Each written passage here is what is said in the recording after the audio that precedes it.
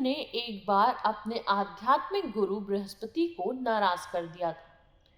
राक्षस अपने आध्यात्मिक गुरु शुक्राचार्य के प्रति काफी विनम्र थे और जब देवताओं और राक्षसों के बीच युद्ध होता था तो अपने गुरु शुक्राचार्य के प्रति समर्पण के कारण राक्षस विजयी होते थे। जब देवताओं को पता चला कि शुक्राचार्य अमृत संजीवनी मंत्र का उपयोग कर रहे थे जो मृत और घायल राक्षसों को पुनर्जीवित कर रहा था, तो बृहस्पति ने अपने पुत्र कच्छ को बुलाया और शुक्राचार्य से मंत्र सीखने के लिए भेजा। कच्छ ने अपने पिता की आज्ञा को हृदय से स्वीकार किया और इसे ही अपना एकमात्र लक्ष्य रखा। अतः कच्छ ने दूसरे शिविर में जाकर शुक्राचार्य को प्रणाम किया और उन्हें अपने शिष्य के रूप में स्वीकार करने को कहा। शुक्राचार्य ये जानते थे कि कच्छ मन ही मन अमृत संजीवनी मंत्र सीखना चाहता है, इसलिए उसने ठान लिया था कि वह उसे ये बात नहीं सिखाएगा, लेकिन फिर भी उसने उसे अपने साथ रहने की इजाजत दे दी। समय के साथ शुक्राचार्य की बेटी देवयानी को कच्छ से प्यार हो गया और उसने फैसला किया कि वह उससे शादी करेगी। असुरों को कच्छ की उपस्थिति पसंद नहीं थी और इसलिए उन्होंने उसे मारने का फैसला लिया। उन्होंने उसके टुकड़े टुकड़े कर दिए और सभी टुकड़े अलग अलग दिशाओं में फेंक दिए। शाम को कच्छ को ना पाकर देवयानी अपने पिता के पास गई और बोली, पिताजी, मुझे लगता है कुछ गलत हुआ है।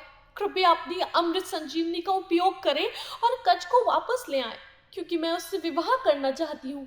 तो अपनी बेटी को प्रसन्न करने के लिए शुक्राचार्य ने मंत्र का जाप किया और कहीं से कच्छ फिर से प्रकट हो गया। कच्छ ने उनसे यह मंत्र सिखाने का अनुरोध किया, जिसके साथ वह उन्हें वापस लाए थे, लेकिन शुक्राचार्य ने इसे देने से इनकार कर दिया। कच्छ ने धैर्यपूर्वक प्रतीक्षा की। अगली बार राक्षस उसे मारने के लिए किसी दूर स्थान पर ले गए।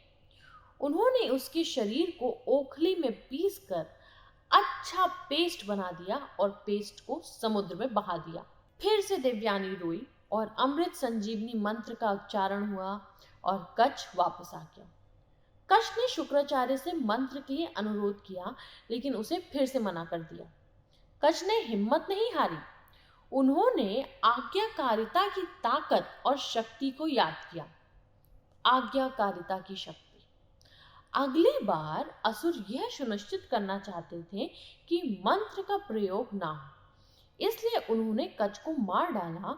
उन्होंने उसे काट दिया, उन्होंने उसे पीस दिया, उसका पेस्ट बना दिया और फिर उन्होंने एक ग्लास शराब ली और उन्होंने पाउडर को शराब में डाला और शुक्राचार्य को पीने के लिए दिया।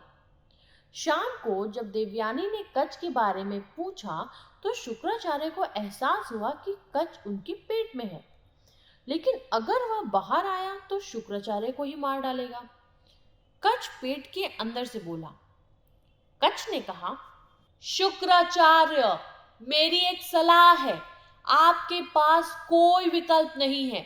यदि तुम जीवित रहना चाहते हो तो तुम्हें मुझे अमृत संजीवनी सिखानी होगी, क्योंकि जब तुम पहली बार अमृत संजीवनी का प्रयोग करोगे और मैं बाहर आऊंगा तो तुम मर जाओगे।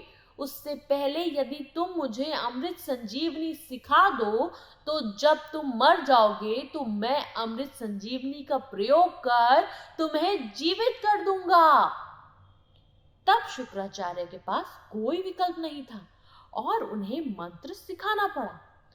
अनिच्छा से उन्होंने कच्छ को आशीर्वाद दिया और कहा, मुझे नहीं पता कि तुमने ये गुण कहाँ से सीखा, लेकिन अपने पिता और आध्यात्मिक गुरु की आज्ञाकारिता की शक्ति से तुमने सचमुच मुझसे ये मंत्र सीख लिया है, जिसे सबसे बड़े देवता भी नहीं सीख सके।